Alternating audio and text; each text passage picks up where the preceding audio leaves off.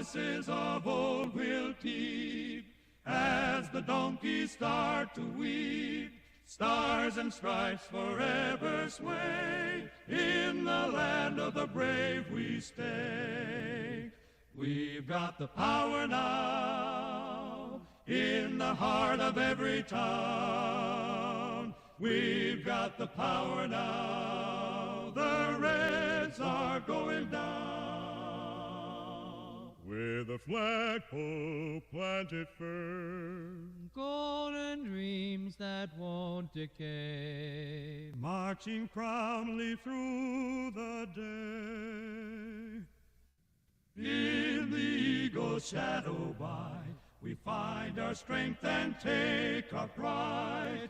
Let the voices echo loud, tearing through the waiting crowd.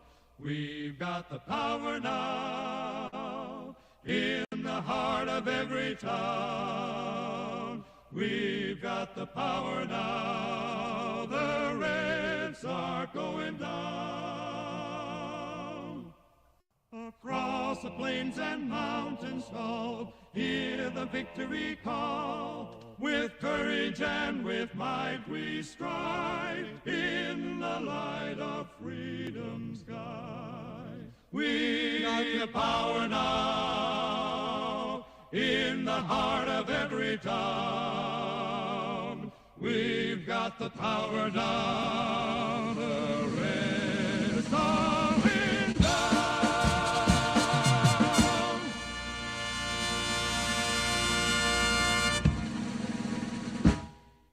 Stand firm in our belief. hold tight. Through the times clearer we can see. Crazy world spinning round. Stay grounded. In our hearts simple truths agree. Whisper of freedom and liberty Rings true. Our foundation strong and deep. Holding on to what we know, while the rest of the world lets go. Steady paths we choose to follow, while the winds of change blow. In the story we've built for trust and doubt, time flies but we won't bend. Communists talk loud and fast. Stay solid. Our quiet strength is our reply.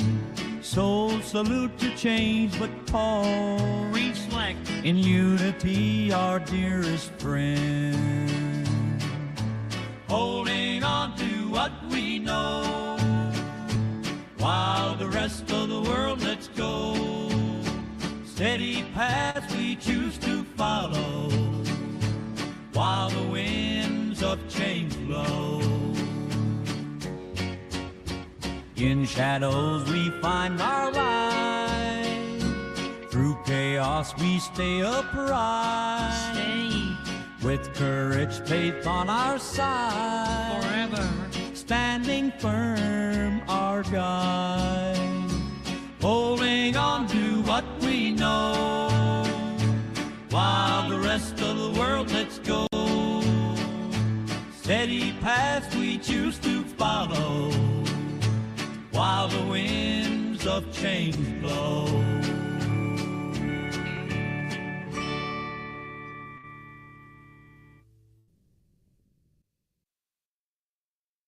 In the heart they gather strong, pushing back the lefty strong. With the red banner held high, marching forward through the night. Promises of old will keep as the donkeys start to weep. Stars and stripes forever sway. In the land of the brave we stay. We've got the power now in the heart of every town. We've got the power now. The Reds are going down. with a flagpole planted firm, golden dreams that won't decay, marching proudly through the day. In the eagle's shadow by, we find our strength and take our pride. Let the voices echo loud, tearing through the waiting crowd. We've got the power now, in the heart of every town. We've got the power now, the Reds are going down. Across the plains and mountains tall, hear the victory call. With courage and with might we stride in the light of freedom's guide. We've got the power now, in the heart of every town. We've got the power now, the Reds are in town.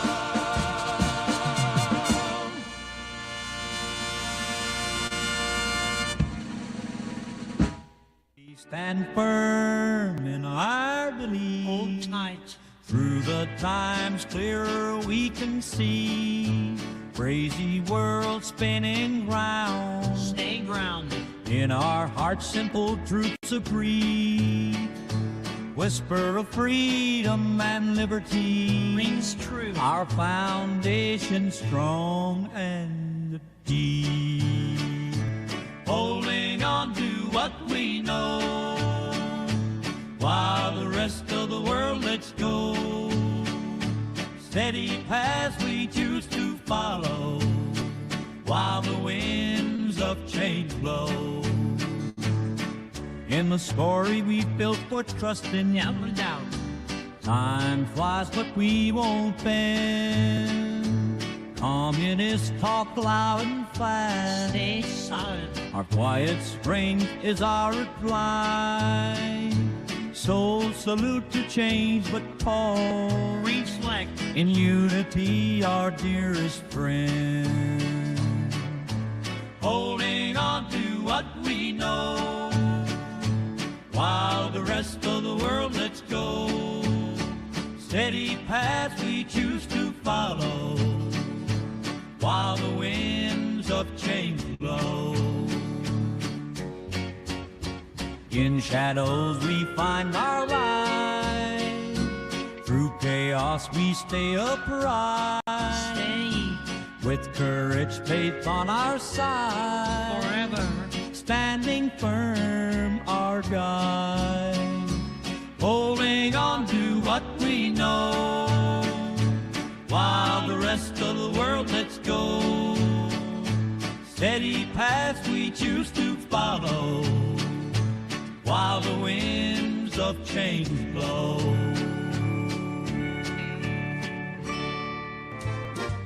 I'm glowing in the night, shining like a star in this atomic age, and brighter by far.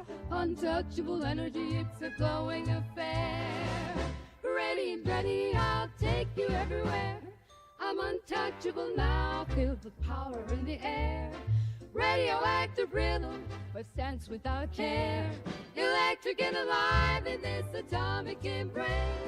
Unstoppable now in this glowing space.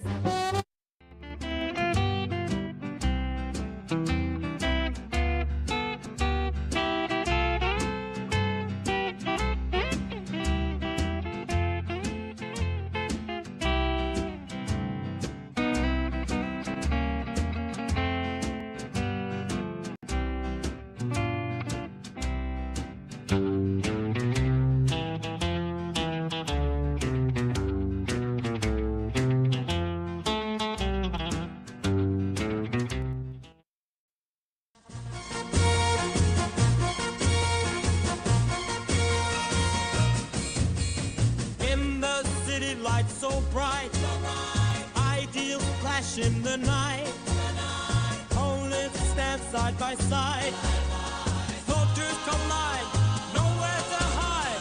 This meet dreams in the street, history on repeat. Our Our world's in a spin. Let the future begin. Oh, let's all gather around. It's that time of year where we dress in the past. It's rather sincere. We'll celebrate the blues and jazzy too, with a wink and a nod beneath the full moon. It's Black History Month. Let's spin the records again. Swing to the beat as we pretend to comprehend. All right, everyone, hello and welcome to Culturama, where on this show we are trying to reclaim the zeitgeist of traditional Americana back into the United States. Thank you, everyone that did appear in the chat. I see that it's already filling up with comments and viewers, and I'm really thankful and glad for each and every one of you that does show up and makes an effort to appear in the chat and be active and on the show. And today's episode is going to be jam-packed with a lot of news, because even today's news, we had a lot come out, particularly relating to the Jeffrey Epstein files. Now, I did title this stream with that man's name in it, and I have a feeling it might get a little shadow banned. So please, if you can, like and share this stream to as many people as you can. DM the group chats, let everyone know, copy and paste the link, because on this show in Culturama, we are talking about issues, not just spouting slop, okay, or giving out the right talking points. What we are talking about here on Culturama is trying to change the narrative and the conversation and the discourse to, like I said, reclaiming the zeitgeist of traditional Americana back into the United States. So I want to thank everyone that does show up, but just showing up isn't enough. We need you to share and like this stream as well to do so. But other than Jeffrey Epstein, which is, of course, the headlining topic of this stream, we have a lot more also to cover. The Tate brothers might come to America, and we, of course, have to cover the comments that Vivek Ramaswamy has spread concerning citizenship in the United States. And also, big media is changing drastically. Washington Post editor has left, or opinion editor has left, and Jeff Bezos wants the entire publication to focus on personal liberties.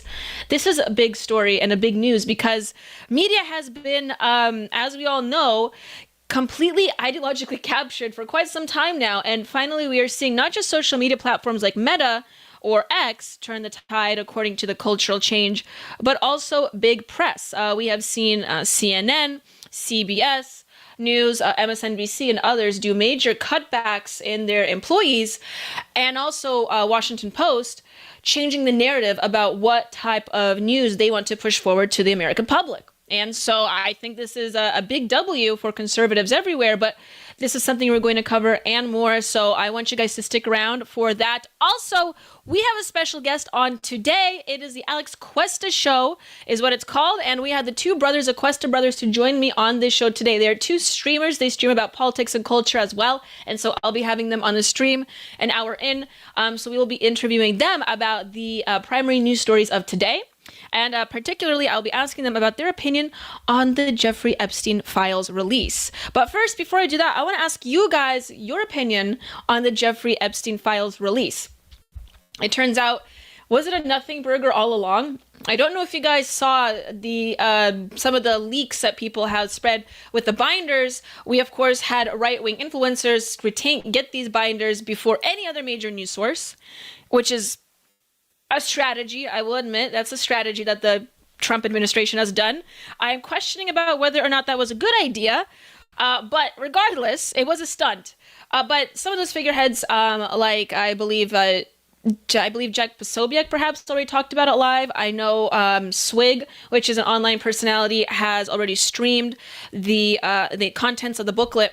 And as we have come to see that a lot of the contents are redacted, it almost goes to show that maybe it was all a stunt and there's really no substance to it, is there? As far as I'm aware, there's really no new information that has been released since this stunt was pulled. So I want to cover that story as well as everything else. But before I do that and before I proceed with this show, I, of course, like to say hello to everyone that is watching, that has managed to jump in on the stream. Of course, we have the usuals. We have JJ on. We have Entropy Nomad. Hello, guys. Barney Styles. Hello, Barney Styles. Of course, we have AP for Liberty. We have Mr. Pig on as well, and Grizz Cheese. Hello, everyone. Thank you so much for joining. Please, like I said, if you are watching on Twitter as well, please like and retweet the stream. If you are watching it on Rumble, share it. Share the link. We are shadow banned. As usual, I really do believe I'm shadow banned today, considering the views so far, and also I think that has to do with the Epstein topic. But we do have to talk about issues that are prescient, and unfortunately, sometimes the most prescient topics are also the most shadow banned ones. Alas, on Culturama, we don't just care about views or relevancy, we care about getting the truth out there, and that's what I'm most passionate about. So thank you everyone for your patience. Entropy Nomad wrote, Pozo was played. Many such cases with Posobiec. Very correct, Entropy Nomad. What else? You wrote, Quartering gave Liz props for calling out shenanigans. Indeed. Bruiser55, a new name on Rumble. Hello, Bruiser. Thank you for joining the show. I really do appreciate you showing up here. Okay, what else did you guys say here? Grizz Cheese wrote, it's showtime. Entropy Nomad, you wrote, so was the drop botched or purposeful in casting shade at the FBI office? Yeah, exactly. That's what I want to talk about. I actually think that it perhaps just was a stunt, and maybe it could have very well been botched. Anyways, I do want to proceed with the remainder of the stories because it is Thursday, and on Thursdays, we have to cut this stream at 2 hours because we have the Liberty Tonight show going on right after mine on Rumble. And so, following through with the obligations of the contract, I have to give the show over to them. So you guys are in for a jam-packed show. So I'm going to be starting off right away with the next few stories here for you guys. Okay, I first want to talk about the Vivek civics test issue. All right, and I want to hear your guys' opinion on this topic. Here we go. Vivek Ramaswamy wrote, I believe it was just a couple days ago, Tuesday, we will require every high school senior in Ohio to pass the same civics test we require of every legal immigrant who becomes a naturalized citizen, because you can't respect a country that you don't know basic things about. I know I already talked about this on my previous stream on Tuesday, but I kind of want to focus it in a little bit more, because as it was brought up earlier on a different stream I was on today with Austin Peterson, Kash Patel was sworn in as FBI director on the Bhagavad Gita. Now, for those that don't know, the Bhagavad Gita is a sacred text in the Hindu religion. Now, I want to ask you guys, as fellow American patriots, okay, is this something we should be concerned about? I want to watch it here with you. And by the way, yes, I did get my microphone working since last stream. I was, clearly distraught since last stream with the microphone not working, so it's working. Unless it isn't, let me know in the comments if, audio somehow isn't clear. I'll try to fix it in real time, but thankfully we got that figured out. Anyway, so we have him walking up here. I know this is a few days old, but it's still important.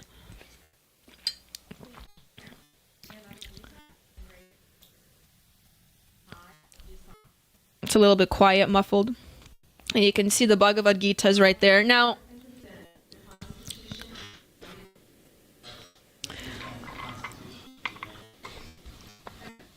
I have absolute faith in Kash Patel reforming the FBI to be an actual functional aspect of the government once again. And I can only think good thoughts for Kash Patel. Now, but I do understand, I want to be clear here, I do understand the concern that Americans have concerning this, concerning Kash swearing on the Bhagavad Gita.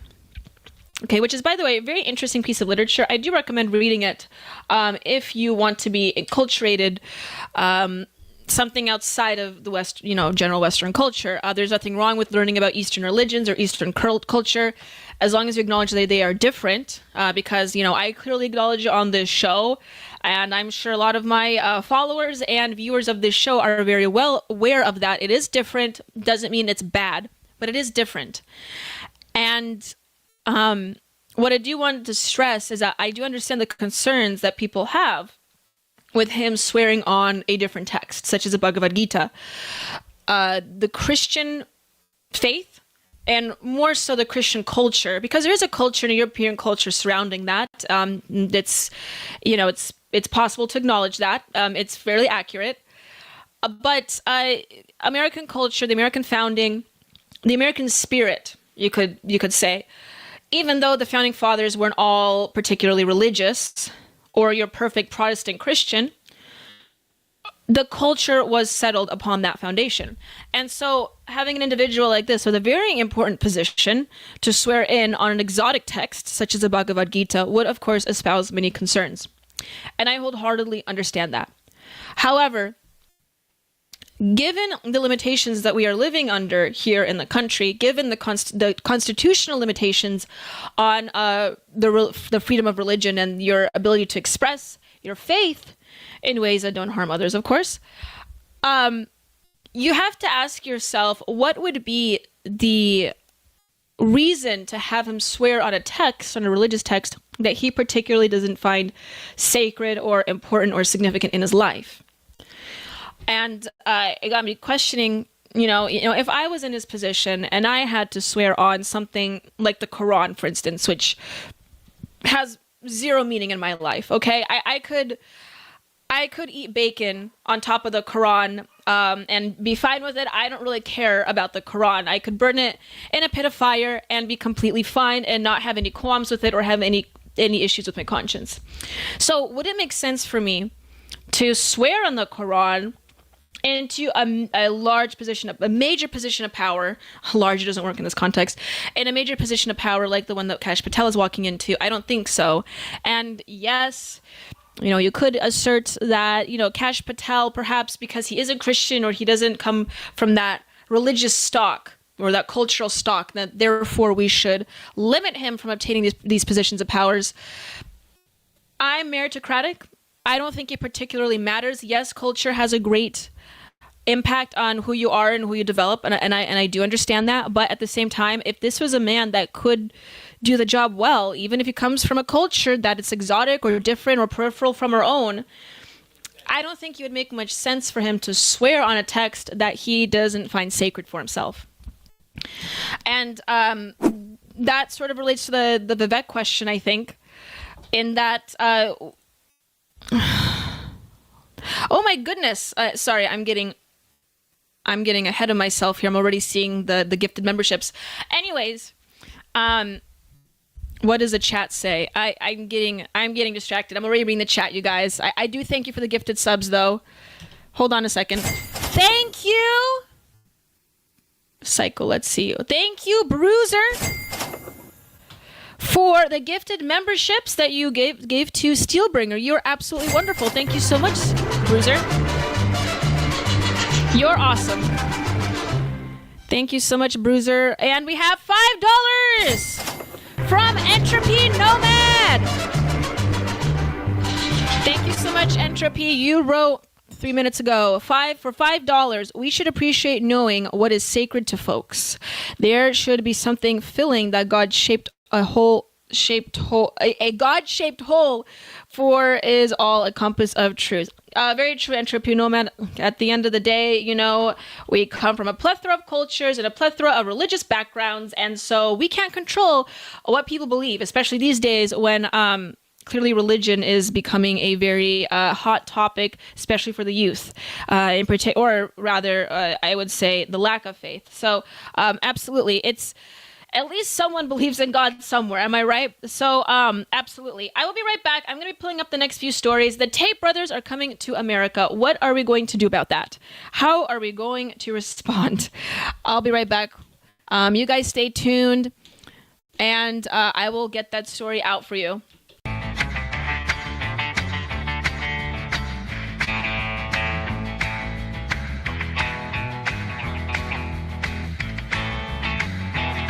Well, here comes Danny Yellow like Marilyn with a twist. She's got a master's degree and a style you can't resist. On Culturama, baby, we're shaking up the scene. So hit that like, make it click, you know what we mean. Like and subscribe, come on, don't delay. With Daniela at the helm, we're leading the way. It's Culturama, taking back tomorrow today.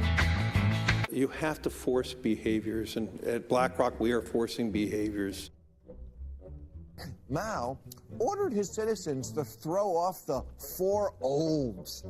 Old thinking, old culture, old customs, and old habits. So, your whole life went in the garbage overnight, no biggie. And those who resisted were attacked by an army of purifiers called the Red Guard, who went around the country putting dunce caps on people. Yeah, who didn't take to being a new kind of mortal being. If you don't force behaviors, whether it's gender or race or just any way you want to say the composition of your team, you're going to be impacted. Well, things haven't been so sweet for Ben & Jerry's after the company posted an anti-American tweet, a few of them, on the 4th of July. The ice cream makers declared the United States was founded on stolen indigenous land. Well, someone should tell Target that, because they're now selling swimsuits with tuckums in the women's section of the store. And they even have a line just for kids. Yeah, we're going to reach out to Ben & Jerry's and ask them how they can live with themselves as they operate a multi-billion-dollar company on stolen land while declaring other people give up their so-called stolen land. This is the child section. This is literally the kids section. I'm next to a literal onesie that says whatever the hell that means. We have "Glad You Came Out" and "I'm so happy that you're queer" in the kids section. Are you kidding me? I'm sorry, but pride and toddler don't belong in the same sentence. Good news! Starbucks will offer its workers reimbursement of travel expenses related to accessing abortion and gender-affirming procedures. Kyle Rittenhouse was seen wearing a Black Rifle Coffee Company shirt, and they wanted to distance themselves from that individual. Key employees at the company also were donating to Democrats. Hafer doubled down on throwing many in his base under the bus, describing them as racist and a repugnant group of people.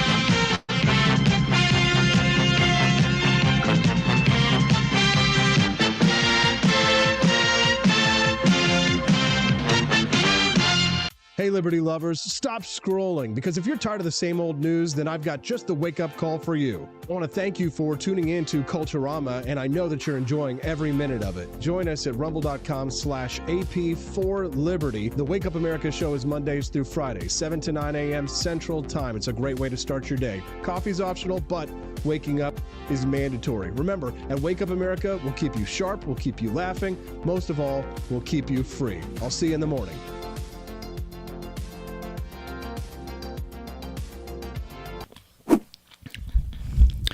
Okay, everyone, Culturama is back. I do want to confirm, okay, this is a state of emergency. The stream is being shadow banned, okay? There's no chance that I'm getting this little viewership, so please, if you can just share the stream, okay? Pretend I'm like one of those sad dogs in one of those, I don't know, those shelter commercials, all right? Please share the stream. Do whatever you can do to support the stream. Maybe buy yourself a Culturama pillow on the Culturama collection shop.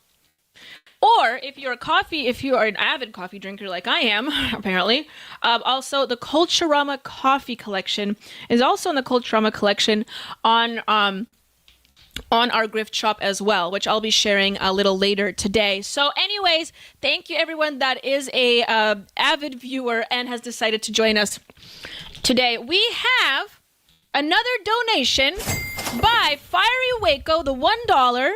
Thank you so much, Fiery Waco, and thank you for joining the chat. You wrote, I heard King Baldwin killed a guy with a crossbow that was getting next to his portrait painter. Rumor. I think he got away with it.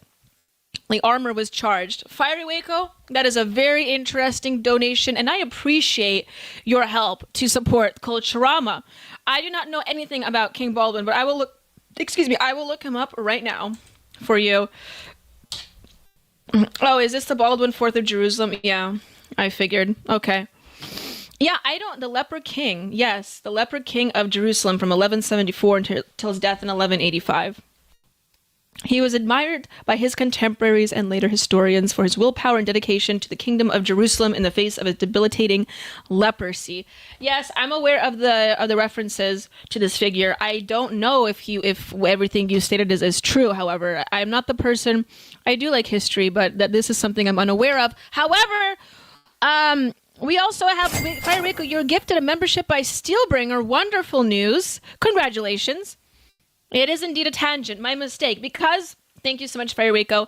Let me proceed with the following story for you guys. Well, hold on, let me get to my spinning lots of plates here. You guys, Andrew Tate is apparently already in America. My mistake for saying that he wasn't yet, but here is a video. Andrew Tate speaks out for the first time since arriving in the United States.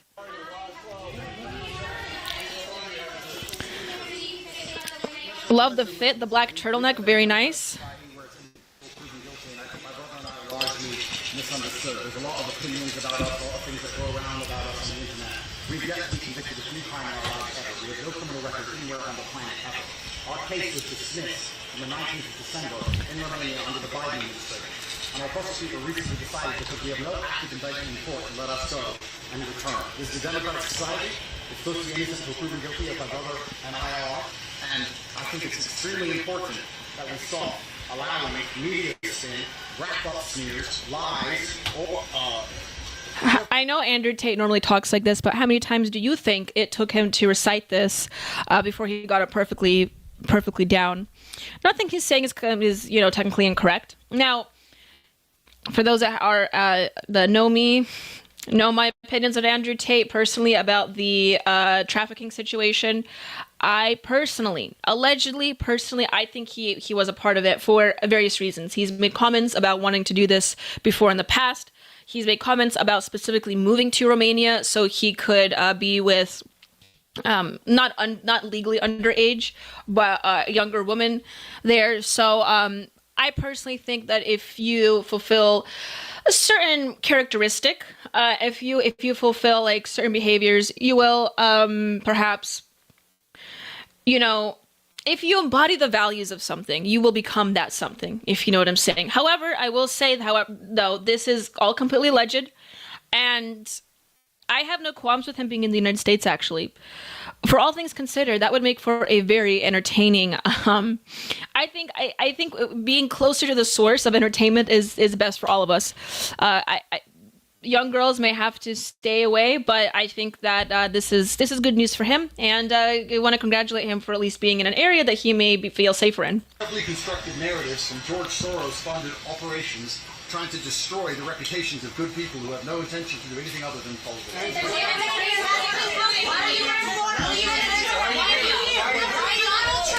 The turtleneck does go hard. I, for one, love black turtlenecks. I own like perhaps 5 different black turtlenecks, so I understand why you'd be drawn to that. Okay, so that's the breaking news. The Andrew Tate brothers have made it. Ron DeSantis weighed in on this, and this is what he had to say about the situation. So if you guys can't hear, a journal is asking Ronnie, what does he think or how does he feel about the Andrew interest in Tate coming into the United States, and particularly in Florida, because they were at Fort Lauderdale, and this is what he had to say. We have no involvement in that. I read about it through the media.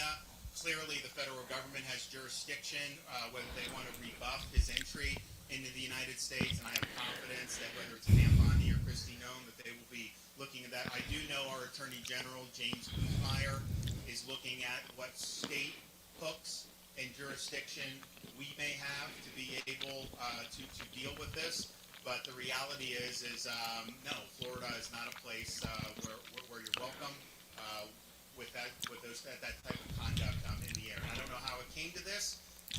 We were not involved. We were not notified. I found out through the media. FBI, open up! Okay, God. So, excuse me, I happened to put a cashew in my mouth right before I was going to speak. I'm so sorry. Yeah, so if you guys didn't hear that, Ron DeSantis said that Andrew and Tristan Tate are not welcome in Florida. So, of course, he weighed in on it. I'm a little shocked with Ron's response. But anyways, that's the state of Florida's response to the situation. Of course, like Ron said, there's nothing he can specifically do about the situation because it is a federal issue. However, perhaps the Tate brothers should look to a different state if they want to feel particularly welcome. Of course, Aaron McIntyre weighed in as well. He wrote, Andrew Tate is terrible, but turning him into some form of litmus test is a mistake and plays directly into his hands. This is true. Tate only exists because American conservatives have failed so thoroughly at speaking to young men and portraying masculinity in a positive light. And this is something that I have talked about quite extensively on this show and on other platforms, is that, yes, we do obviously have to, as a society, he talks about American conservatives here, and I guess this is true. I don't think it's becoming true anymore. I think that movement conservatives, and also parts of the GOP specifically, institutionally, are changing their narrative a bit. We've seen that happen a little bit with the RNC. They're trying to kind of shift their approach to how they want to get young men involved and how they approach young men and speak to them and how they signal and market to them. I really do think changes are occurring there. Socially, culturally, that clearly hasn't been the case. The long houseification of our culture has contributed greatly to young men, obviously going to the extreme end, and prompting up or buttressing the views of someone like Andrew Tate. Now, of course, Andrew Tate, I want to say this, guys, is being hyperbolic for a reason. He knows this bombastic personality, these talking points that he's asserting so much, is appealing to young men because, in a way, it's almost like sugar. You know, if you're being denied being seen almost, which is what young men really feel, or fulfilling the natural obligations of their identity and what is imposed to them by nature, and they feel like they're a tiger in a cage, so to speak, finding someone that not only reiterates points that they intuitively know, but he blows it up to 100 times, it makes young men feel particularly understood. So it gets them to the extreme end of the situation. And I don't have to explain this to you guys. I really don't.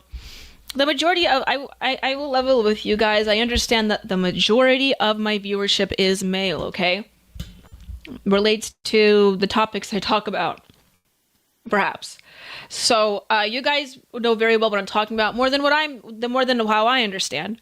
So I don't mean to, womansplain the situation for you. However, it is important to state over and over and over and over again, because it seems like that mainstream conservatives don't seem to be aware. For instance, Jeremy Boring, which was what McIntyre was responding to, said this: the way conservatives and conservative organizations respond to Andrew Tate arriving to U.S. soil will tell you everything you need to know about them. Any organization or host who embraces him is engaged in far worse than simple grift. Though it is that. Andrew Tate is the enemy of any traditional American conservatism. Now, yes, he's technically right here too. Again, this is one of those weird situations where everyone's kind of right. Okay, you can't say everyone's 100% wrong. I guess it just depends on where you're coming from. Does Jeremy Boring have daughters? Perhaps that's why. I don't know. I'm just assuming. I feel like in situations like this where everyone's technically right, it just depends on how they approach the situation. They're coming from a personal position, whether they know someone of the minority class, so therefore they're responding to the situation more, perhaps open to the minority class in that problem. Perhaps Jeremy Boring, does he have daughters? I don't actually know if Jeremy Boring has daughters.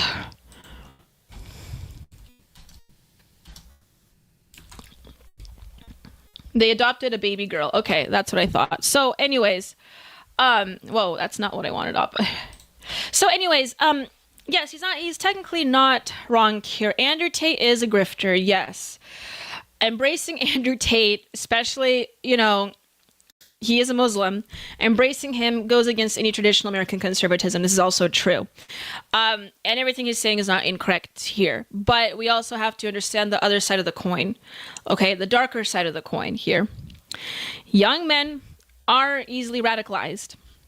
And I'm not going to say Jeremy Boring is trying to longhouse young men here, because he's not. He is speaking truth here. But you also have to be sensitive to how you approach certain populations in certain, you know, groups of people, particularly the youth, because the youth are shaping the narrative.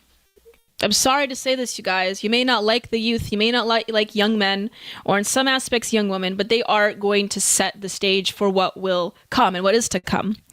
And then they will be the present situation. I don't have to explain time to anyone here, or history, or how that works, or the sequence of time. And I suppose Jeremy Boring sees himself as a stalwart of what true conservatism is. But we also have to have some level of understanding and strategy and empathy to know why there are a contingent of young men that are so easily radicalized, and why there are swaths of young men that do support Andrew Tate. Because if you really look at him from the outside, he's like this cartoonish, bombastic character, okay? And you have to ask yourself, why would anyone want to support him or even give him money? This guy makes a lot of money. He has a lot of supporters. You have to ask yourself why that is. Okay. Back to Grizz Cheese's real OG. Did anyone... Okay, just making sure I didn't get any donations here. Barney Styles wrote, "The alt-right is wrong. We already made this mistake with Milo Snuffleupagus." Milo is a very unique character, Barney Styles. I could say a lot about Milo, but I feel sad for Milo. You know, he once was like a very large and impactful figure in the right wing and in the alt-right. And then it just crashed and burned. And he's sort of like maintaining some relevancy right now with some of his posts about right-wing figureheads, because he's a gossiper. He has a lot of intel on people. And I gotta hand it to him. That takes a lot of energy. It's probably sapping his life power, because you have to be a very bitter person to keep that much intel on people. I really don't understand it. But, you know, good on him, I suppose, for maintaining his relevancy. All right, you guys. I have 20 minutes until my guests will appear, so I will cover a couple more news stories for you here live. Check out this story. Now, forgive me for bringing in the New York Post, because I hate this website. You already see all the ads I have to deal with. Feel like my computer has an STD already, but Michael Moore, wonderful man, states that deported migrants could have cured cancer, stopped asteroids that are going to hit us in 2032. Okay, are you guys ready for this? What's a good song I can play? Okay. Progressive filmmaker Michael Moore on Tuesday wrote a lengthy blog post warning that by deporting illegal immigrants, America may be missing out on the next equivalent of an Apple co-founder like Steve Jobs, or one that will save the world from a killer asteroid. Moore's piece, titled "Our Muslim Boy Wonder," used Jobs' origins as a son of a Syrian migrant to critique the Trump administration's deportation efforts. Who is really being removed by ICE tonight? Moore asked. The child who would have cured cancer in 2046? The 9th grade nerd who would have stopped the asteroid that's going to hit us in 2032? Do we care? I am grateful for that Muslim migrant baby being born here 70 years ago today. Because if he hadn't, it's possible we would have none of his inventions. We would also have no... Where does this continue? No, Ted, the filmmaker, declared. For every time I have heard a negative word or blatant hatred spewed toward those that came from afar, I have felt that I should pause, get down on one knee, and thank all those. Okay, guys, he's invoking the knee. And get on one knee and thank all those who gave up their lives elsewhere to come here and be with us today. More than suggested, if you have amongst your family and friends a few uninformed Trumpsters who still scream about building a wall or deporting anyone who can't prove they belong here, maybe you could show them the following list of immigrants who somehow got here and then contributed amazing things for the rest of us to benefit from. Perhaps they will see that the reason this is a great country is because these people made it to what it is today. Okay? I'm not going to read the rest of this because it's a bit comical. God help us, he implored, and God bless America. And Steve Jobs. By contrast, Moore has in the past condemned native-born Americans and their culture, arguing we are not a good people, and that Americans have a laundry list of evil deeds that led to the election of President Donald Trump. So he's willing to dish out his utmost distaste and disdain for the American, but goodness forbid we point out about the flaws of the cultures that are coming in here from abroad. Now, of course, this is not... God, these ads are just ridiculous. This is not obviously anything new, particularly for your disgruntled leftist, to reiterate, but also really for anyone. Yes, clearly, there are immigrants that come here that are talented, yes, that have contributed greatly to society, or are children of immigrants that have contributed greatly to society. This is not the conversation that we're having right now, and why the Trump administration has decided to really weigh in on the issues of immigration that have been weighing in on this country. Donald Trump and the Trump administration is not particularly against immigration as a rule, okay? And I hate to break it to the stalwart conservatives that want a total immigration suspension or ban, which, I can understand their sympathies regarding that, seeing what we have suffered for the last few years.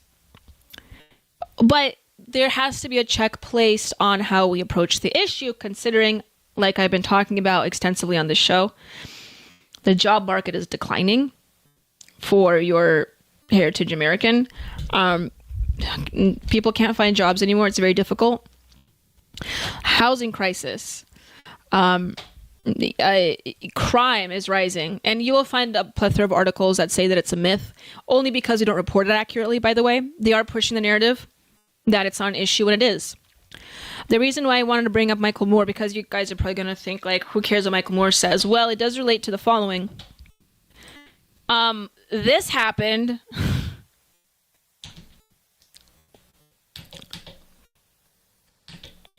I don't have an accurate sound effect for this. I don't have a good sound effect, but I'll just read it out to you. So, how do you guys feel about this? Illegal immigrant killers, rapists aren't scholars. They're criminals. They aren't scholars. They're criminals. Posted by the White House. And a strong contender for dumbest statement of the year, disgraced filmmaker Michael Moore lamented illegal immigrant criminals being apprehended because they might have discovered a cure for cancer or stopped that asteroid. The only thing more foolish than that statement are the politicians who oppose the deportations. These are the types of cold-blooded criminals he's talking about. Okay, and we can look through the list of these criminals here. For instance, a Portuguese national convicted of sexual exploitation of a minor child, prawn. I already said the word, it's too late. Apprehended in Philadelphia. Here's this news story. Okay. He was deported earlier this month. So, clearly awful that this had occurred. A child's life was completely altered because of that. Another one, a Guatemalan national charged with an armed home invasion, kidnapping, intimidation, and assault with a dangerous weapon, apprehended in Rhode Island. From Guatemala. Okay, here's another one. A Haitian, no surprise there, national charged with 3 murders apprehended in North Carolina. Okay, we've been having a lot of news come out about Haitian migrants. ICE assists Fayetteville Police Department with the arrest of an alien charged with 3 murders. Okay. Or what about this one? A Brazilian national and confirmed gang member convicted of assault and battery. There he is, and he's laughing at the picture being taken of him. So there you go. Violent offenses here. These aren't just property crimes. These are very violent offenses. Here we go. A Turkish national who is a known or suspected terrorist. Okay, apprehended in New York City. Let's open this one up. Trump's ICE nabs child sex offenders among 530 illegal immigrants caught in a single day. Will this video play? Yes. Tonight we take you on patrol with federal agents as they begin to enforce President Trump's new mass deportation policy. Correspondent Bill Malugin has exclusive access and some amazing images. He reports tonight from Boston. We're going to be targeting some extremely violent offenders today. The White House is reacting tonight to Fox News' exclusive embed with ICE deportation officers in the sanctuaries. Oh yeah, I saw this video. The guy with I think he was Haitian. He thanked Obama. To that today, writing on X, quote, an illegal alien with 17 criminal convictions really hates President Trump for sending him back. I bet he does, yeah. Grateful to Biden for letting him come here. Yeah, he's grateful for Biden for letting him commit 17 crimes. We're deporting him. White House Press Secretary Caroline Leavitt also responded, posting on X, quote, bye-bye. Bye-bye. Looks like we got a movement, target vehicle coming around. Fox News witnessed So anyways, a handful of arrests of other egregious criminal aliens.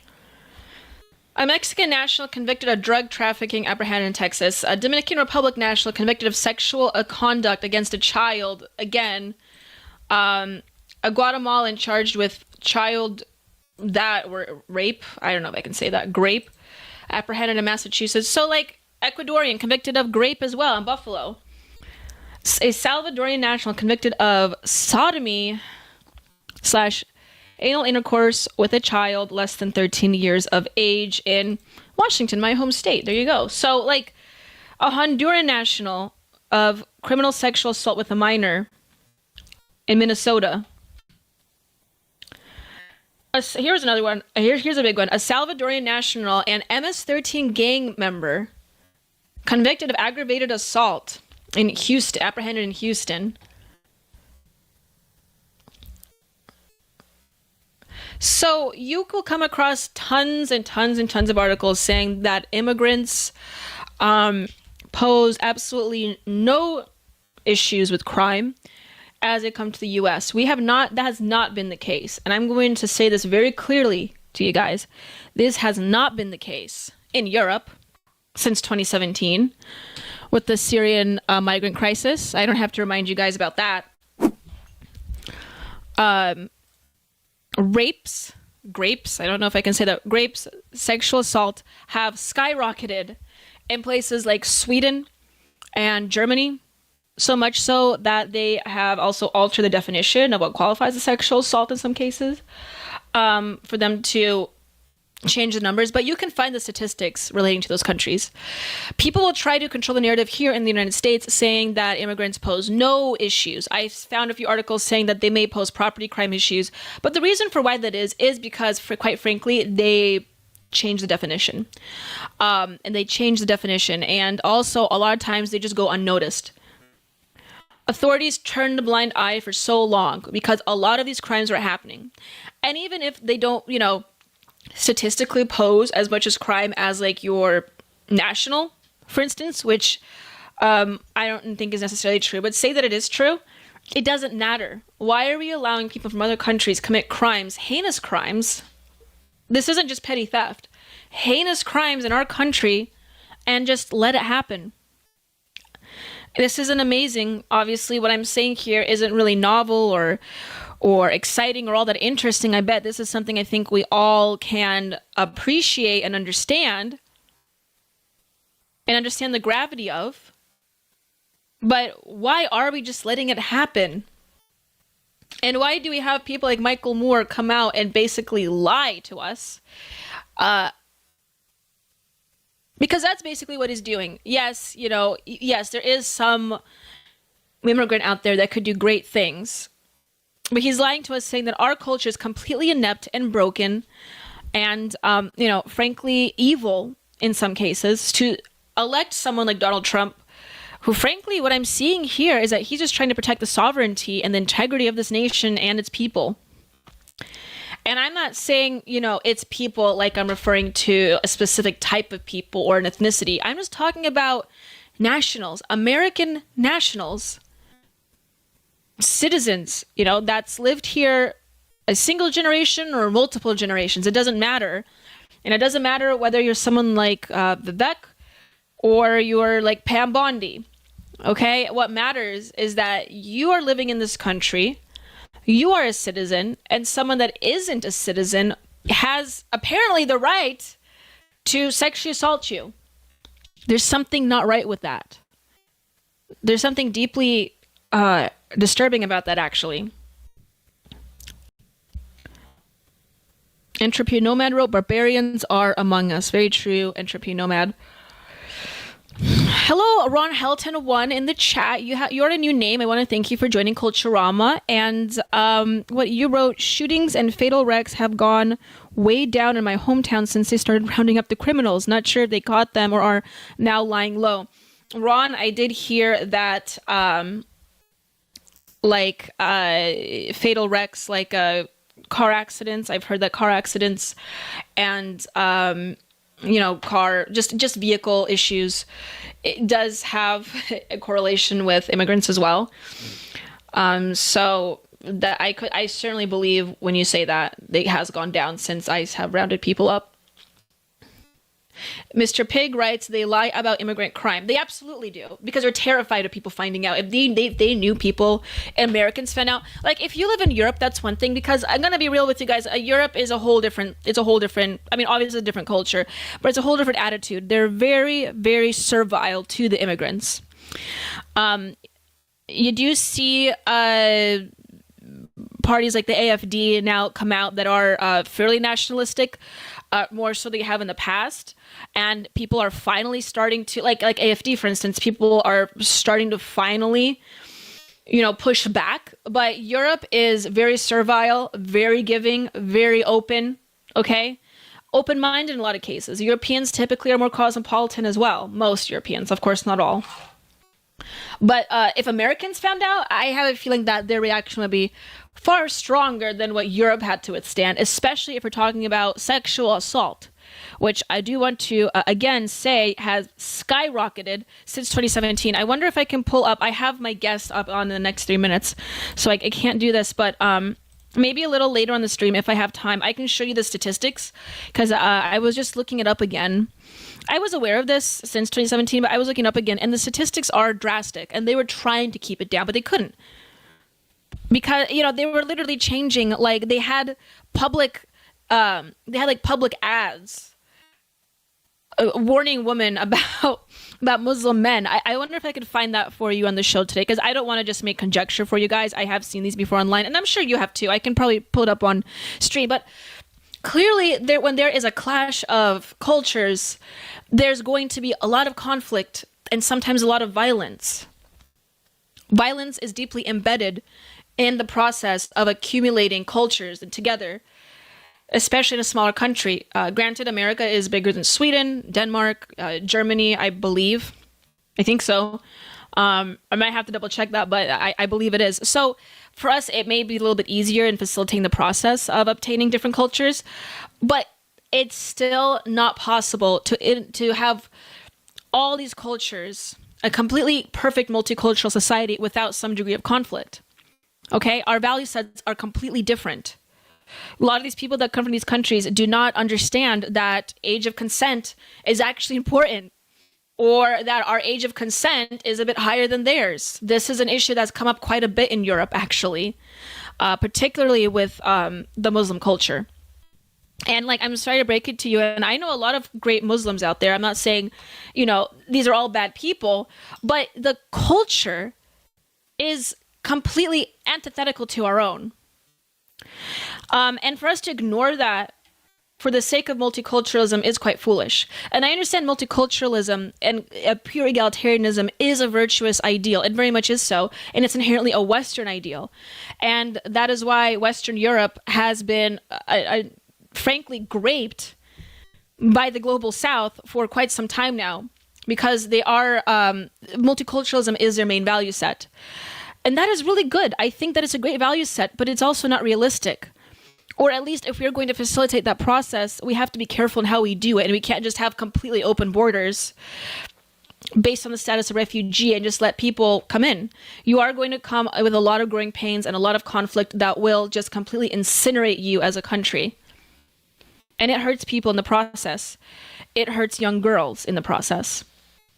And it seems like at least Western Europe didn't care about that, or Scandinavian Europe didn't care about that, and it doesn't seem like America cares about that either. Certainly the UK doesn't care about that, as we've seen with the Rotherham case, and if you guys don't know what I mean, just look up Rotherham.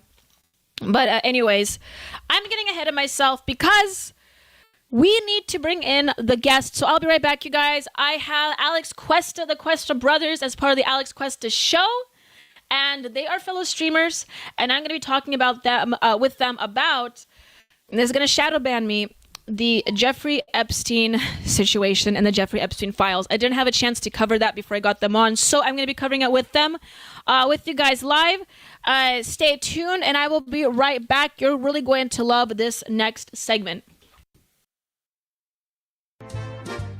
I'm glowing in the night, shining like a star in this atomic age, and brighter by far. Untouchable energy, it's a glowing affair.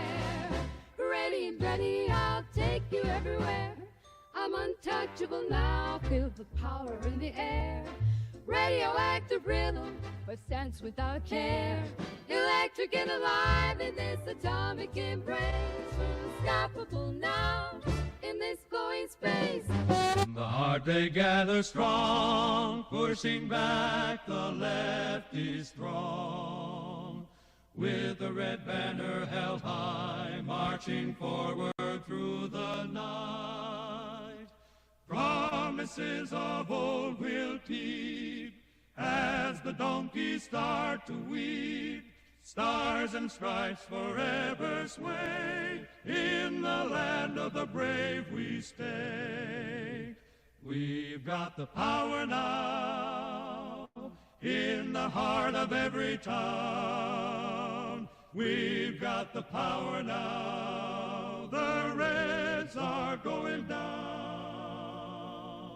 With a flagpole planted firm, golden dreams that won't decay, marching proudly through the day. In the eagle's shadow by, we find our strength and take our pride. Let the voices echo loud, tearing through the waiting crowd. We've got the power now in the heart of every town. We've got the power now. The Reds are going down. Across the plains and mountains tall, hear the victory call. With courage and with might we stride in the light of freedom's guide. We got the power now in the heart of every town. We've got the power now. The Reds are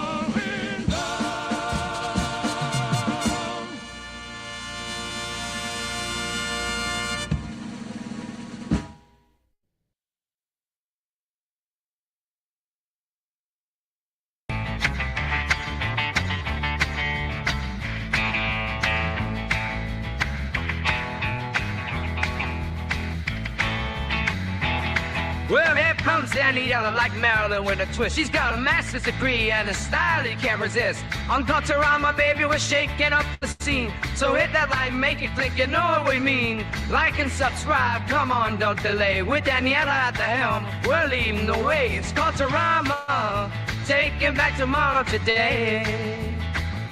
You have to force behaviors, and at BlackRock, we are forcing behaviors. Mao ordered his citizens to throw off the four olds. Old thinking, old culture, old customs, and old habits. So, your whole life went in the garbage overnight, no biggie. And those who resisted were attacked by an army of purifiers called the Red Guard, who went around the country putting dunce caps on people. Yeah, who didn't take to being a new kind of mortal being. If you don't force behaviors, whether it's gender or race or just any way you want to say the composition of your team, you're going to be impacted. Well, things haven't been so sweet for Ben and Jerry's after the company posted an anti-American tweet, a few of them, on the 4th of July. The ice cream makers declared the United States was founded on stolen indigenous land. Well, someone should tell Target that, because they're now selling swimsuits with tuckums in the women's section of the store.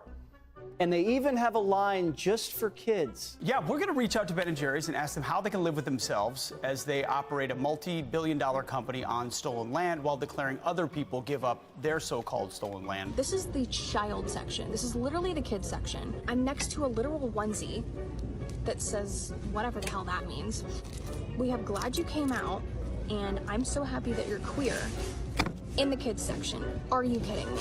I'm sorry, but pride and toddler don't belong in the same sentence. Good news! Starbucks will offer its workers reimbursement of travel expenses related to accessing abortion and gender-affirming procedures. Kyle Rittenhouse was seen wearing a Black Rifle Coffee Company shirt, and they wanted to distance themselves from that individual. Key employees at the company also were donating to Democrats. Hafer doubled down on throwing many in his base under the bus, describing them as racist and a repugnant group of people.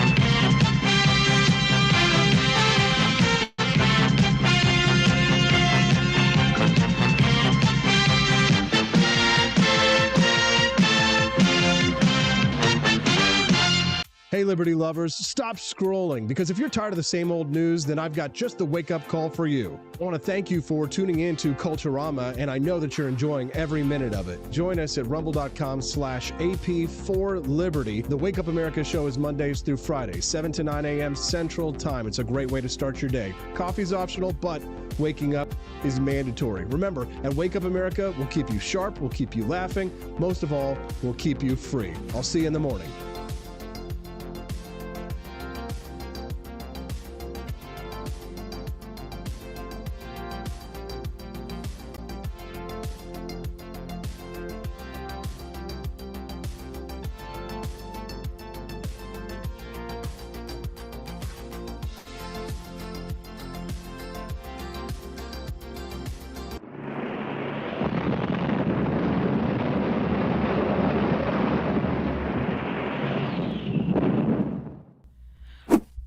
Okay, hello everyone. I have with me the very own Alex and David Cuesta as part of the Alex Cuesta Show.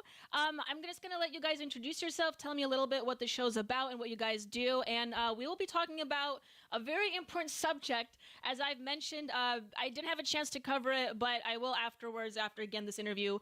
But the Jeffrey Epstein files have been released. Is it a big deal or is it really a big flop? I'm going to let you guys introduce yourselves and we can jump on from there. All right, so I'm Alex. He's David. We are the hosts of the Alex Cuesta Show. We do our interviews every single Wednesday right around 9 o'clock. We try to keep it on Wednesday, but it doesn't always work out perfectly. But 9 o'clock, we do a live stream where we interview a lot of people in politics. We go sports, we go nerdy stuff sometimes. And then we randomly pop in throughout the week to just talk current events. And usually, again, it's after 9. So we'd appreciate it if everyone can go YouTube, X, Facebook, Rumble, Kick. Just go search the Alex Cuesta Show, subscribe, follow, do all that good stuff, and just go search the Alex Cuesta Show on all socials. But we appreciate you bringing us on. Very nice. Indeed. And I was on your guys' show earlier. I think it was a few weeks back, and it was very fun to be on, actually. I very much enjoyed it. And yeah, we talked about politics a little bit, about like video games and stuff. So that was really fun. And you guys have like I said already, when I was on your guys' show, you guys have really good like chemistry. You bounce off of each other a lot on your show, and I really like that. So it was a good time. So yeah, I do recommend people looking them up afterwards, and subbing, following them. It'll be you guys will really enjoy it, especially if you like Culturama. And of course, as usual, I will post the socials afterwards. After you guys leave, I'll have your Twitter up and all the links there. But yeah, let me jump into this story. So, like I said, the Jeffrey Epstein files. Okay, I know this stream's already shadow banned because I said his name, but it doesn't matter. I saw that. That sucks. Yeah, why exactly. is it the night that we're on we get shadow banned? What the hell? all the time, even on Rumble where I'm streaming, But I wanted to ask you guys' opinion on the Trump administration giving the Epstein binders to these people, especially the right-wing influencers like Libs of TikTok and Jack Posobiec and others. I mean, do you guys think it was a stunt, or what's your opinion on that? Dave, you can go first on this one. Yeah, I hope it wasn't just a stunt. I think this is very embarrassing. It almost seems like it's flailing, especially if it is to believe what like Liz Wheeler and some other people put out about the FBI hiding things from Pam Bondi. And, they're trying to figure it out, and they're going to get stuff tomorrow, apparently. So if that is true, then it feels like this is a flailing stunt. Like, oh, look, we got some of your favorite influencers to hand this out to you when we could just put it up on the website or whatever. And if the story is true, I feel like the only recompense that people have for this, because this is just the downright embarrassment. The first big loss of Trump's administration, I would say. What they need to do is they need to make a show out of getting the people that are hiding this as much as they made a show out of these binders, if that is the true story. Perp walk them, do whatever you need to do. Make sure the people that you think are hiding this are being brought to light.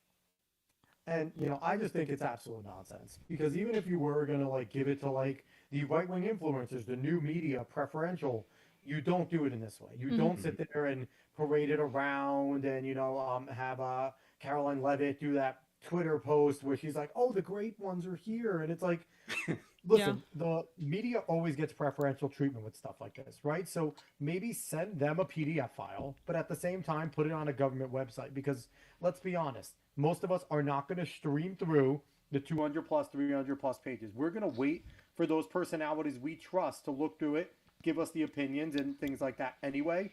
But this just seems like it's more show, like David said. And then when you actually see the files, because from what we know, they're out there now, it's all shit we've seen before. It's the flight logs. They're all there. And some of the stuff's redacted. And then it's just a ton of names with redacted underneath. So all this is going to do is just fuel more suspicion. And like Dave said, if they are now putting this on the Southern District of New York, why aren't FBI agents kicking in their doors right now, every single one of their homes? Why are we not doing the show of force and going, hey, you guys screwed us. This is now against the president's orders. You're all fired and you need to give up everything you have. This is all, we're going to get them, guys. And listen, President Trump has done a fantastic job up until now, but this could derail all the goodwill he's built up over this last month, and I really hope it doesn't happen. Yeah, no, exactly. And when I first saw that picture of like those right-wing influencers with the binders, like the Libs of TikTok lady, DC Drano, y'all, like honestly, DC Drano, out of everyone, they were come like on, smiling and posing, and it's like, guys, this isn't the thing to do it with, like young girls' lives were really changed and altered here in a very bad way. So let's take it a little bit more seriously, right? But yeah, no, it's very weird and strange, and it's really interesting to see how the narrative shifted online as well. I mean, people are saying that this was at first a humiliation ritual for big media, right, to give it to these influencers, and I sort of understood that at first, but after seeing, by the way, not a lot of them really posted the contents, only a few did, which a few like flipped through them, and you could see it's all redacted and nothing new was shown, and it really made me think, like, what was this? Was it really just a stunt? And if it was, I really hope Trump had no part in this, because it really will do a lot of the goodwill that happened. Do you think that someone's pulling a fast one over Trump, or the Trump admin trying to make him look bad here? I personally think that, as much as Pam Bondi has talked about, we have to remember there were some shaky moments for Pam Bondi in Florida as the AG there. It wasn't like she was perfect. And she's a career politician. Kash Patel, I like Kash, the things that he said. Kash has been a part of Washington, D.C. for well over a decade now. So it's not like we're dealing all with Trumpians that are outsiders and things like that. So I don't know, to be quite honest. I don't know if it was a stunt. I don't know if, like David said, like, we promised him something. We got to give him something. Yeah, and I actually did it in the wrong way. Yeah, and I actually do think that, like I said, a lot of this is flailing, because even if you go into, Jesse Waters asked Pam Bondi about this before this was released today on his show, and she's like, we're going to get some of the Epstein files out to you. It feels like that pressure campaign that has been mounting before Jesse Waters asked her about that. They were already witness to it. They already felt the pressure. And then Waters brought it up. Obviously, she knew the question was coming, but Waters brought it up, and she had to admit that some was coming out and that it wasn't going to be the full thing. So it really just feels like they weren't prepared for any of this. And if they weren't prepared, they should have been honest about that. Like, look, we screwed up. Wasn't day one like we said it should have been, because it should be, but we're working on it. That would still get backlash, but nowhere near this. And on top of that, I feel like if the Southern District was holding up, Trump's bulldog style would be like, hey, we're going to give you what we have. It's the flight logs that you guys have seen, and a ton of names that there's a bunch of redacted. That's what we've gotten. We're going to be transparent and give it to you, but we want to let you know ahead of time, the Southern District is holding this up, and the FBI New York wing is holding this up. We're working on it. We're going after them, but you guys want something. We're giving you something. That would have been a much more good. Well, we all still would have been pissed, right? Yes. But at least it would have been honest and not Liz Wheeler playing mouthpiece, which bothers me that Liz Wheeler's out there going, this is the real story, guys. It's like, no, I don't care what your real story is. Tell me what actually happened beforehand. You want transparency? Let's be transparent about what we're getting. Oh yeah, absolutely. And just to kind of shift gears here, but I did want you guys' opinion on, like, the law enforcement that we'll see here in the nation, particularly the FBI, with Kash Patel now coming in. He's already been sworn in. Do you guys have faith in Kash's vision over the FBI? Do you think that this is a positive step? He will take positive steps towards reforming it and making it be more effective and be more responsive as well? Or are you kind of like, edgy about that? What are your guys' thoughts or initial thoughts when you heard that Kash was confirmed? I have somewhat faith, very somewhat faith. It's kind of milquetoast faith. I like what he said on podcasts and such, but it happens all the time. People go into D.C., like Alex said, Kash has been there for a long time. People go in, they usually change, and you never know what's going to happen to them. If Kash Patel is being serious, we're going to see Adam Schiff getting up there so soon. We're going to see so many names getting looked into pretty heavily, and most likely something happening to them. And to be quite honest, if Kash Patel is what I want him to be, the FBI will be barely known as an entity by the time he's over with it. Mm-hmm. But do I see that coming? No. But maybe it's going to be used in a better manner than it has been? Possibly. I'm not entirely excited about it. I will trust Kash Patel if he tells me that there was a closure clause at the end of the 4 years.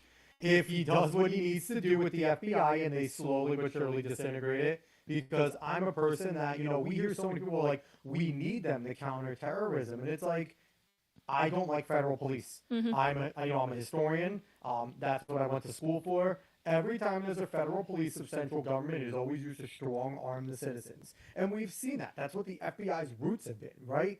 Ever since Hoover started it, it's never been this altruistic thing. It's him spying on people to basically get them to do what the government wants to do. So I'm not a huge fan of the FBI or many of these secret, these intelligence agencies. I understand the necessity in the global world to, have spies out there, play the game, but I don't like spying on our own people. Kick rocks. So for me, if the FBI goes away, I'm not going to miss it. Strengthen all the state police, strengthen the local police, and that's what we need. So I sound like a crazy, and I'm okay with it. Oh no, I agree with you there. And seeing what like you mentioned, what Hoover's done is quite frankly frightening, impressive, both at the same time. But completely agree with you there. And also can't help but think about that people I don't know so much about the FBI, but I don't know if you guys found out or heard about the sex chats that were leaked within the NSA and the CIA. I talked about that last stream. It's like these people that get in these positions in these organizations are just weirdos. Like they're degenerates. I don't know. I don't remember if the FBI was mentioned. I don't think so. I think it was NSA and CIA. But you know what, Danielle? Isn't it important to know that once you get the sex change and your parts get cut off, you don't have to wear that little girdle anymore, and it's so much more comfortable as a intelligence officer to be able to just walk around and Jesus, and the thing is, now we should be shadow banned from that. That's our taxpayer money. That's our taxpayer money that's going. Like, it's not like this is even a grant. We're actually paying that person. Like, that's even worse. That we're not. I'd rather give a grant than actually pay the person who's supposed to be doing a job. Like, oh my God, it's miserable. It was very concerning, and it made me think. Like, well, I mean, I don't exactly know what went wrong here. I don't know if it's just a hiring processes within that organization and they're just, hiring their friends, right? Is this sort of a nepotism going on? So maybe that's related to it. I also threw the angle out there that on the stream that maybe it's because they need weirdos to work for them so they know who to look for. Because like a lot of these people... Pretty good faith of you. That's being nice. I think that's very nice. But the fact of the matter is, the fact that they're degenerates didn't really bother me as much as us paying them to have these conversations. It was just absolutely disturbing. So I really hope that but back to the Kash Patel question, as far as his iron fist over the FBI, I really do hope that eventually it will disintegrate as well, and it won't be as strong as it has been as an organization, but yeah, the Epstein, go back to the Epstein situation, really made me question about the integrity of, again, I like what the administration is doing. I still have faith in what the administration is doing, but it kind of put a bad taste in my mouth, and I know it put a bad taste in a lot of people's mouths, and I just hope that moving forward they can rectify this. This stunt is very weird to me, and also the right-wing influencers that were involved, it's particularly like Libs of TikTok, if you saw her like pose smiling with the binder and all these people, it was just like, not making me want to follow their work for much longer. Apparently, she was the one that was pissed after she looked through it and sent it to Laura. Okay. If you read Laura Loomer's post, she was the one that said that Chaya got in touch with her, livid, and was able to send her a scanned copy because she knew Laura doesn't give a fuck, and Laura will just send it out. Yeah. I don't know if I can curse. I'm sorry if I. It's okay. Go ahead. But Laura doesn't care and sent it to her, and that's where Laura got it from. So apparently, after that, but again, it's like, did they not open it? Yeah. Were they not allowed to open it while they were in there? Did they not know what they were getting? Were they just as duped as everybody else? Because I'm curious if they were told, like, hey, you can't open this. Like, you're not allowed to. And they thought they were getting some gold, too. And then they looked through 244 pages of just horse crap like everyone else. And I quickly want to, because I'm reading the comments here, I just want to, Mr. PYG and Ron Helton, who are dope. I see you guys commenting, and I love whenever people comment. My position on Kash, I think David's the same in all politicians. I'm with you guys. I don't trust any of them. I don't trust, and this goes to Donald Trump. I voted for the man 3 times, but I grew up, and I'm still very much of the thought process. All politicians are liars and crooks, period. Yes. You just need to, when they do good for you, praise them, but never trust them completely. Kash Patel falls in that. I don't know any of these people. I've never met any of them. I have no, loyalty to any of them. If Kash Patel does a good job, I'm going to say he did a solid job. But it's not like I'm loyal to any of them. So, for, all the questioning in the chat, I'm with you guys. It's not like I'm a Kash first guy. He's going to be great. I know none of them. I have no fealty to any of them. So, that's just me with and that. To bring it back to the influencers real quick, to be quite honest, even if they were surprised by paparazzi out there in some kind of manner, you would think you would know a little bit better, right? You've been playing this social media game for a while. You are a quote unquote influencer, even though I hate the word. You are someone who's supposed to be, I mean, you put out a lot of slop, to be quite honest. It's what you do. But you should know these optics a little bit better than to smile with the binder of supposedly having the names of someone that's involved with Epstein. Like, you should know a little bit better than just smiling and taking a photo op with these things. At least look a little somber. Like, Yeah, come on, maybe even a give me solemn something moment, a little right? bit better Yeah, there. yeah. But like Alex said, maybe they weren't allowed to look through the binder. I just felt like this whole situation should have been weird to those involved. And then, they're all coming out with basically similar messages, like they were given some kind of message to put out on social media about this. 100%. So it's all way too coordinated for me to enjoy any of it. In fact, like you said, it's a big disappointment. Really hurts the administration what their promises were, because a lot of it is promises made, promises kept, right? Well, this isn't one. And and we're seeing potentially the start of the new access media, right? Are they going to do what David said and put out this one line and become like, oh, we have to say what they told us to say because we want to continue to get those invites to the White House? And it's like, screw that. Like, if what we're built on is free speech, like, don't get me wrong. Would I love for the Alex Cuesta show and Daniela to go and be like, hey, come meet Donald Trump, hang out with them? Yeah, absolutely. But if they go to me, you have to say this to get invited back. I'm going to be like, well, guess I'm never coming back, y'all. Like, I'm not going to say what you tell me to say. I have nothing to lose. Like, so it's like, whatever. And it looks like if David says, if they are sitting there being told what to say and saying it, then can we actually trust this group, right? Like, and it's sad because there are people on there I liked. I know that there were some people, from the Blaze that got things. I like the Blaze. I think they're an overall net good. I like Poso. I think Jack Poso was an overall net good, and a lot of those people, I messed with DC Drano, but DC Drano for the most part has been solid in a lot of ways. But it's like, how can we trust you if you're going to become that media that we have been ragging on this whole time? Yeah, and very good point. I think that's also, perhaps we're seeing a transition between like the big classic legacy media, right? And we're seeing that transition happen to now influencers or alternative media, which is now becoming the new big media, especially with the conservative movement. And seeing how like ideologically captured legacy media was, even Fox News to a degree, people have issues with them as well, and I think that the cultural tide is shifting within media as well. I don't know if you guys had seen, but Jeff Bezos is changing like the overall narrative of the Washington Post now to focus on what he said, or I think their opinion section to focus on personal liberties and free markets, right? And he said that, and one of their writers just left because of that. So, and and also Jeff Bezos not endorsing Kamala Harris was a big deal in the previous election. And you do see also legacy media cutting back, letting people go, cutting back on the spending of who they have on their staff. So we are kind of seeing this transitionary period, I think, which is birthing a lot of conflict in the process. And perhaps this stunt, because I feel like that's what it was a way to kind of signal that and show like, well, these people are the ones that we're going to give it to first, right? And that's what matters. And unfortunately, I feel like it fell flat on its face. But I don't know if you guys saw in the pictures with like Jack Posobiec holding it, he looked kind of upset, or Cernovich was holding it, he looked upset.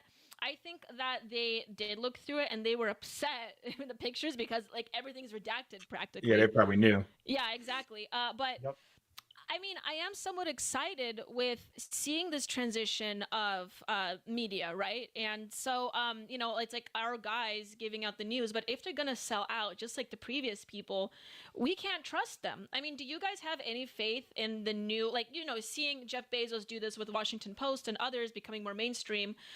Do you have faith, or are you still rather cautious? It sounds like you are. No faith. No faith whatsoever, to be quite honest. No. Because I think we've seen the willingness of those on our side to sell out.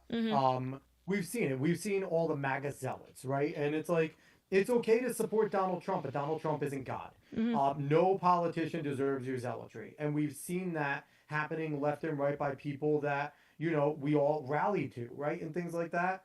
So I just see a lot of people that are willing to say what they need to say and do what they need to do and kiss up to who they need to kiss up to stay relevant, and that's going to ultimately lead to the same thing. Now, with the leftist media, they're just trying to keep their heads above water. Yeah. They know they have 4 years of playing ball, and then it really doesn't matter who comes in next because they're not going to be Donald Trump, right? We're not going to get this style of governance ever again, probably. It doesn't matter if it's Don Jr. It doesn't matter who else comes in.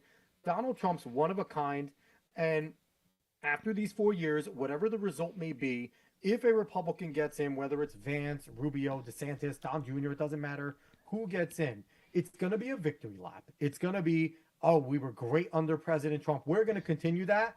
And I promise most of the people, we're going to go back to seeing Republican politics. Yeah. And because you got to remember, these people are politicians that are, Donald Trump really wasn't. These people are all politicians. They say what they need to say. In my 36 years of life, I have seen all the tough talk that then become people that fold when they have the power to do things. And that's always the worst part. Yeah, and to bring it back to the media real quick, because you drifted off there. But to bring it back to the media question, I don't have faith in them, but I also don't necessarily have, because there's something to be putting faith into people to just tell you the truth all the time, right? What I do enjoy, especially, you know, a lot of problems with Elon's ex, formerly known as Twitter, but what I do enjoy is whether or not people and institutions are malleable, right? Whether or not they will see where the tide is turning. Okay, we need to listen to people. Like Bezos deciding to filter people out. That's a good thing. I don't like Bezos, and I don't think it's going to be a net positive for the Washington Post right now.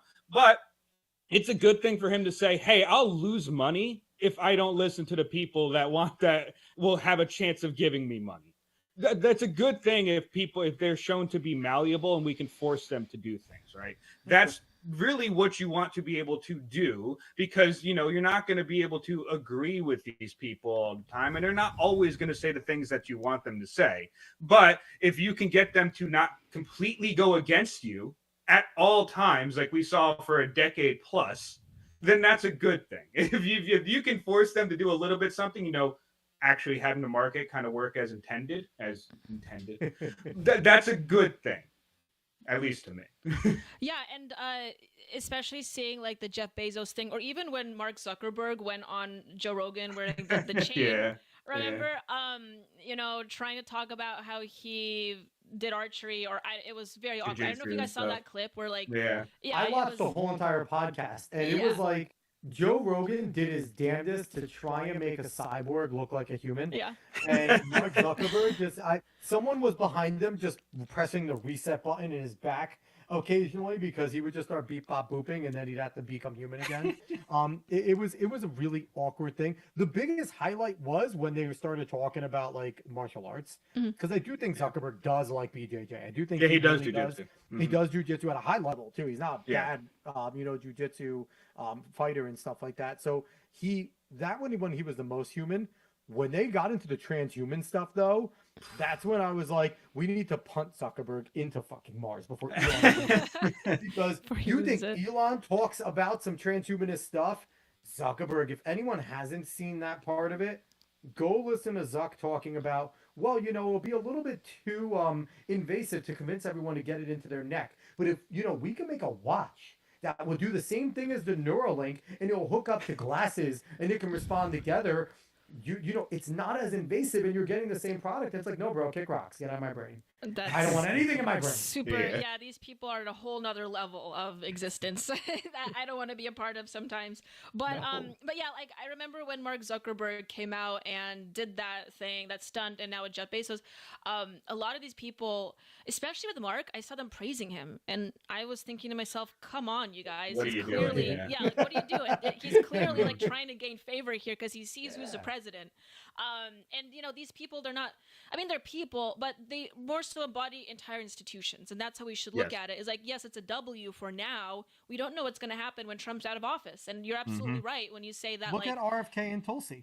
Yeah, where exactly. Everyone is like, oh, RFK, Tulsi. RFK wanted to actually have all of us murdered because anyone in the chat that doesn't believe in climate change, he believed that we should have all been killed at one point. Yeah. Like, the guy's a psycho, and Tulsi was Bernie's campaign. Bernie's a legitimate Marxist. So it's like we are so quick to give charity on the right, and it's bothersome. It's very bothersome. And I like what she said at the end of the day. You know, politicians are politicians. They're actors. And, you know, I like to have faith in my government, especially in the Trump administration, but we always have to keep them in check. Like, we do have to count the W's when you have the W's and the wins, right? I don't want to be a complete contrarian. I don't want to be addicted to losing, but we have to acknowledge the wins. But at the same time, don't fall for the cult of personality. These are, at the end of the day, they're here to serve us, not the other way around. And that's what's most important. I want to wrap it up because we are hitting the 30-minute mark, and the Liberty Tonight show will be streaming right after this one. So we got to keep it tight here. But I want you guys to once again just let us know where people can find you. I'll go on a commercial break. After I come back, I'll pull up your socials, but let people know where they can find you, and maybe the next time when you have your show. So we can be found. You can just go search for everywhere at the Alex Cuesta Show. Cuesta is how you spell the last name. And you can go on all the socials and find it. You'll see, you know, Daniela was nice enough to throw the logo up, the little circle with the arrows everywhere. And just please go follow, like, subscribe. We will be back, like I said, most Wednesdays at 9 o'clock is when we do our interview show. Usually an hour to an hour and a half. Depending on the guest, we have wiggle room. And then as long as you subscribe and all that stuff and, you know, have the notifications on, we'll randomly pop up and we'll just talk about news of the day every once in a while. And we branch out. We do politics. We do sports. We do nerdy culture like gaming, anime, manga, comics, everything. So, yeah, that's what we do. And we absolutely appreciate you having us on. Yes, thank you. It was so much fun when you came on our show. So we're going to force you to come back on our show. Absolutely. I'd love to. It was a really fun time. So, yeah, anytime you guys want, let me know. DM me. I'll be there. Sweet. Perfect. Awesome. Well, I'll be right back, you guys. Stay tuned, and we're going to talk more about the Epstein case. But follow Alex Cuesta's show. Alex and David, thank you guys so much for joining. No problem. Thank you.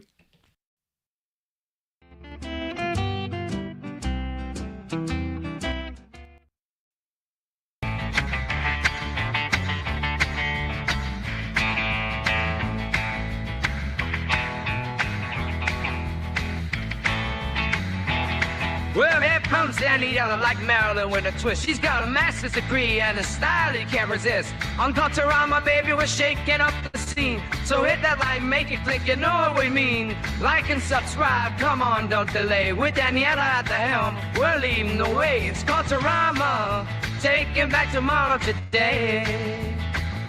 You have to force behaviors, and at BlackRock, we are forcing behaviors. Mao ordered his citizens to throw off the four olds.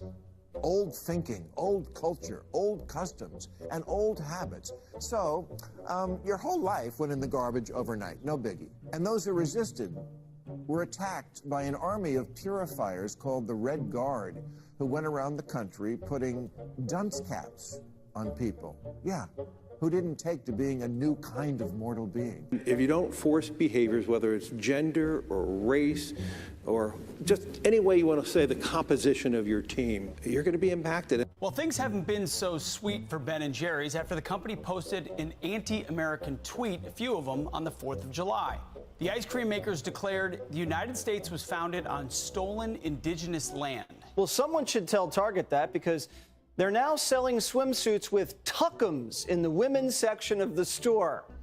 And they even have a line just for kids. Yeah, we're going to reach out to Ben & Jerry's and ask them how they can live with themselves as they operate a multi-billion-dollar company on stolen land while declaring other people give up their so-called stolen land. This is the child section. This is literally the kids section. I'm next to a literal onesie that says whatever the hell that means.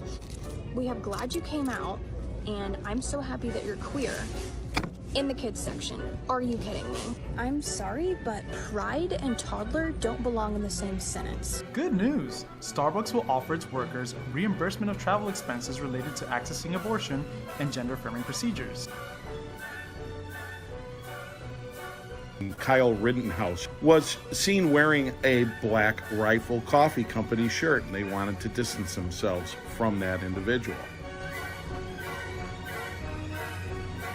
key employees at the company also were donating to Democrats. Hafer doubled down on throwing many in his base under the bus, describing them as racist and a repugnant group of people.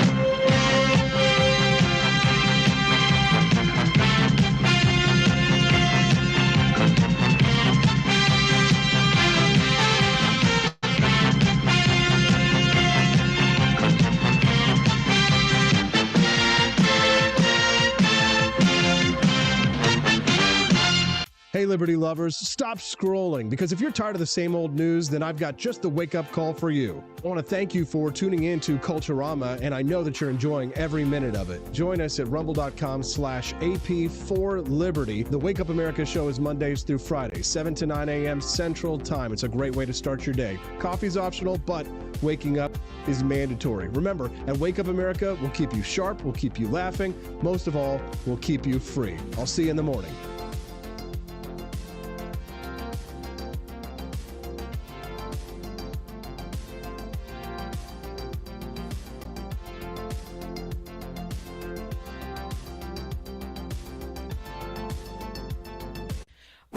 Okay, what do you guys think about that interview? I thought it was great. They know their stuff, and I'm glad to have them on. Like I said, I was on the Alex Cuesta show before, and it was a really fun time. If you guys like politics, culture, gaming, this is the stream and the show for you guys to watch. Let me pull up their socials for you all, so you know where to go and follow them. Okay, here is their Twitter. It is the Alex Cuesta show. There it is right here, Alex Cuesta show. You can look them up at Alex Cuesta show on Twitter.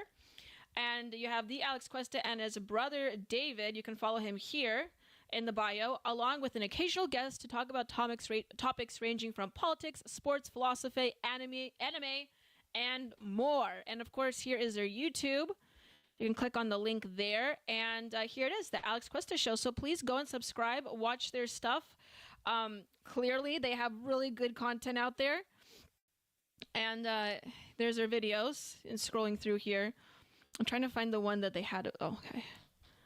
Maybe it was under their lives. Anyway, I think I was on like a couple months. There I am. So if you really want to watch something, watch the Danielle Pensac, host of the Culturama podcast interview that we had together.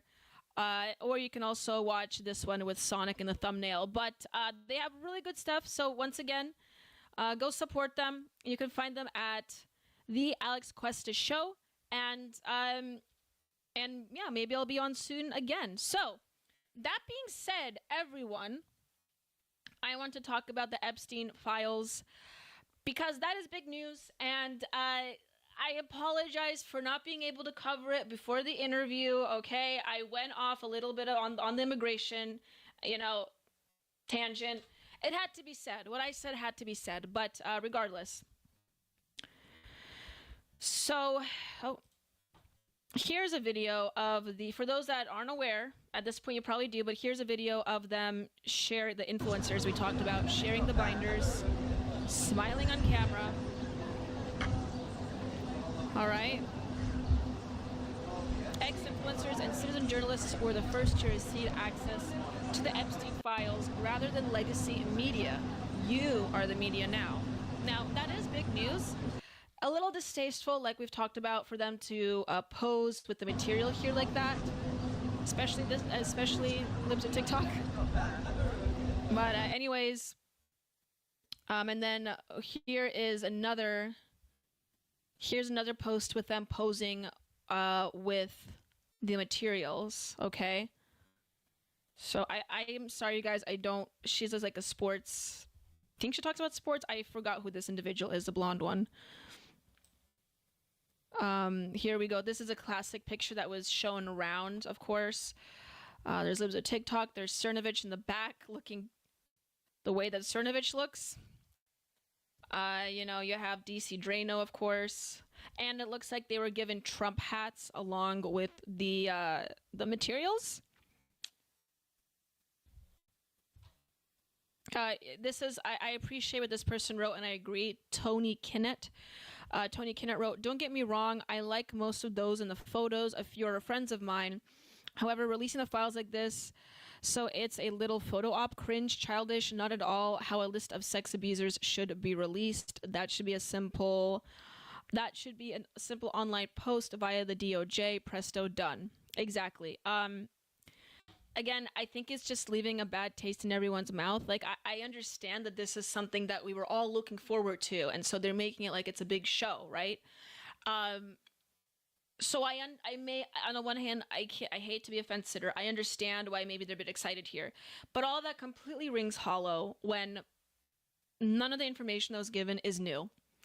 Whatever that was released was already released, and everything that still remained redacted is still redacted. So what was the point of this is my question to you guys, because I don't know what the point of this was, and I don't think the Cuesta brothers knew. None of us do. And it comes off as like a cheap stunt, a very shallow stunt, to get the favor of Americans from the admin. And I really hope that they rectify their image after this stunt, because it doesn't look too great. The DC Drainer wrote, "I will be going live with the Epstein files given to me in the binder today momentarily." And there's a picture of how the binder looks like. Phase 1. Also, what does phase 1 mean? What does phase 2 mean? The most transparent administration in history. The 45th and 47th President of the United States, Donald J. Trump. So I appreciate the emphasis of the message of transparency in this administration and in the present government. It doesn't mean anything if nothing was actually revealed. Just to let you guys know. And look, like I said, I like Trump. I like what he's doing, but I'm not a loyalist. I never will be a loyalist to any politician, to any president, to any holder of any position in office. So, in public office.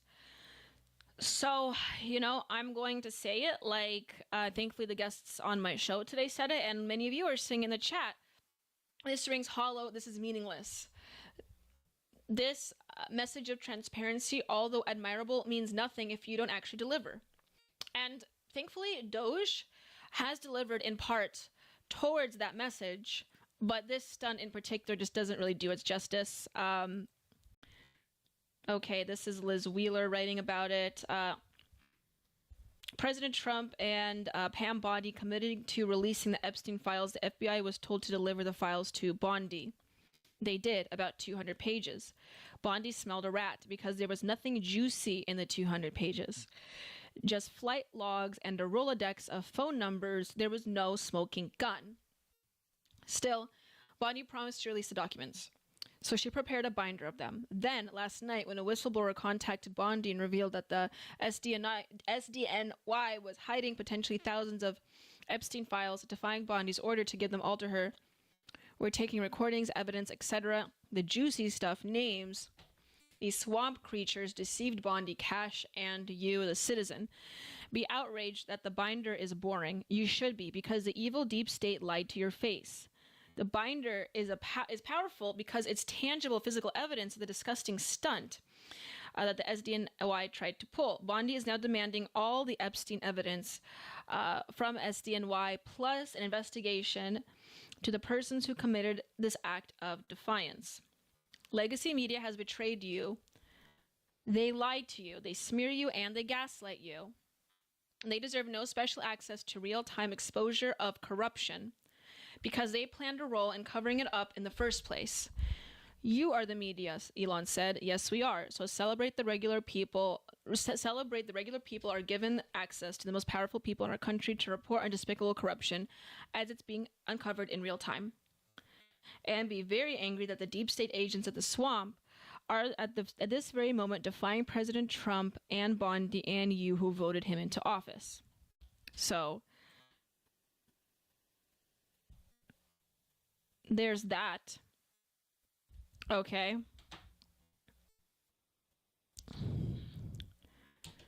That statement. But there was a few other stuff I wanted to cover here, but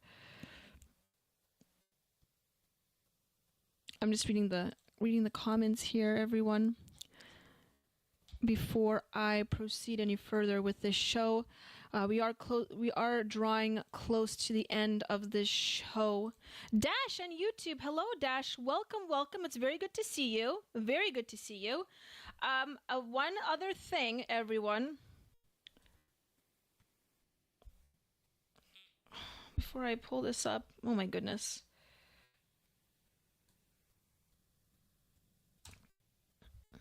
Alrighty. The Judiciary GOP rickrolled everyone, and I would pull up the tweet, but it's been deleted. So they had a link that apparently would lead to more information, and it was a link to the rickroll video, and I think it drawn a lot of outrage and it pissed a lot of people off, and so they removed it. So that's quite unfortunate. But since we're drawing to a close, I did first, before I want to get to my last story here, I did also want to show you guys the AP for Liberty shop. You know, I love everyone that does come on the show and supports the show and sends me your donations, and thank you, each and every one of you, for sending me your donations. For this section, I did want to show you something. If you could please go to the ap4libertyshop.com. Again, that is AP Liberty for Liberty Shop. I already botched it up. The Culturama show is over, everybody. I already botched it up. I meant to say AP4, the number 4, libertyshop.com, because we love liberty here. If you go to the ap4libertyshop.com, you can type in the search bar the Culturama collection, okay? You see the picture of my dog come up, you press that. And you're met with the most glorious sight you have ever seen. The Culturama collection. And if you scroll down, you will see a pillow of my dog.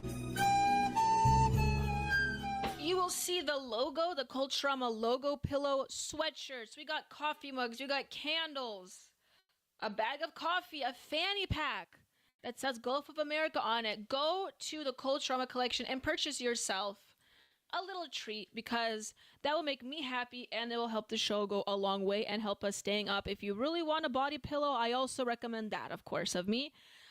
It is cheaper than the pillow of my dog, by the way. I want to say that today, draw your attention. It is cheaper. Also, if do not let the prices dismay you, because you can spin to win a discount. You just click on the spin to win option in the bottom left corner of your desktop page or of your phone. You'll have a pop-up and you can spin the wheel and get a I have to enter my phone number, I won't do that. But anyway, you can spin up to 20% off. If you don't win, just come back a little later and do it again, and you'll get yourself up to 20% off of your purchase. So once again, that is ap4libertyshop.com. In the search bar, type in the Culturama collection, okay? Get yourself a coffee.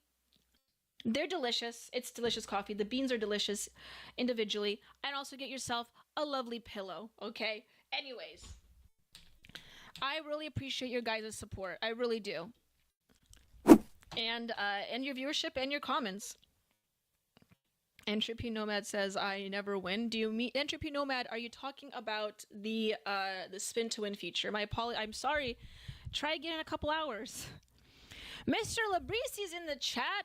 Labsurdi on YouTube. I am enjoying the coffee. Thank you so much for letting me know, sir. I always love your comments, and I'm glad that you got yourself a coffee and are enjoying it. All right.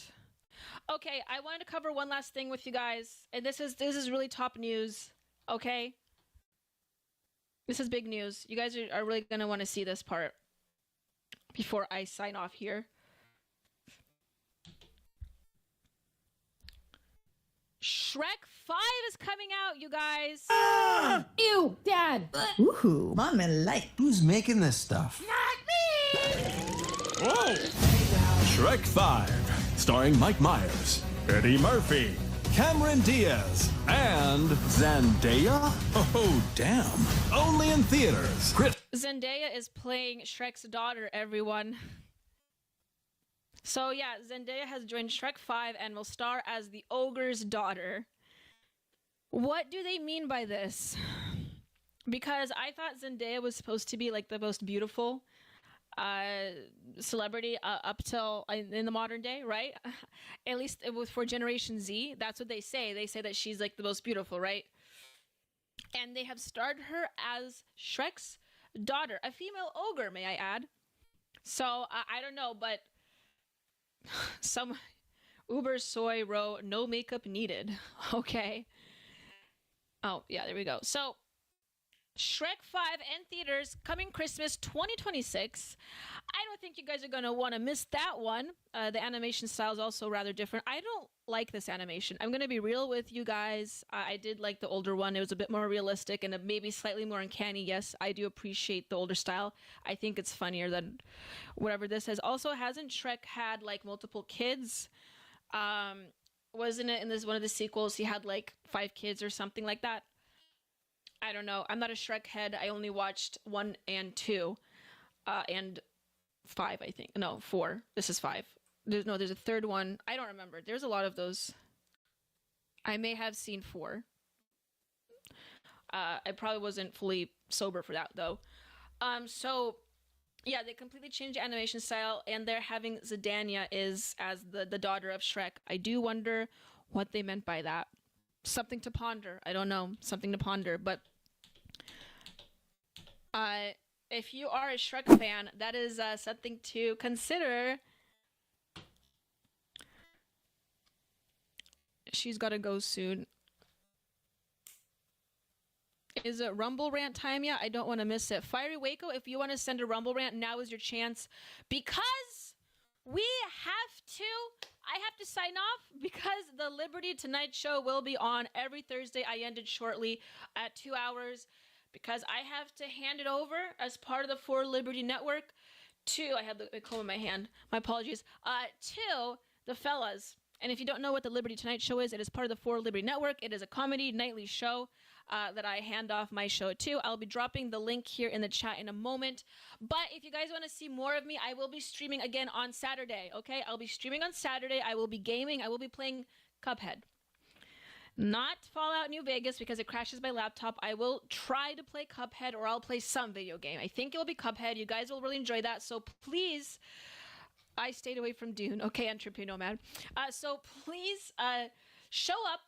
It's a Saturday night stream. I can stream on as long as I want. And if you want me to, answer any of your questions, look up any news stories that you want while I'm gaming, or if you just want to see me absolutely fail at the run and gun that is Cuphead and try not to swear on stream, you're going to enjoy this Saturday. Watch me on Rumble, on YouTube, on Twitch, and on X this Saturday. And that will start at the same time, 5 p.m. PST, 7 p.m. Central Time. It will be really fun. I think you guys will appreciate that. Roll House, you just entered the chat. I see you. I'm so sorry, Roll House. I have to end it now because on Thursdays I have to end it exactly 2 hours in. But Roll House, if you want to see me again, I will be streaming. I just said video games this Saturday at the same time.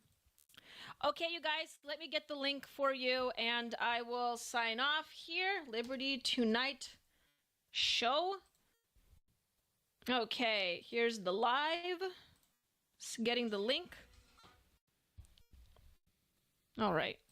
I'm going to drop the link in the chat, you guys. Join the stream. I'll see you guys there. But like always, let me turn on the music.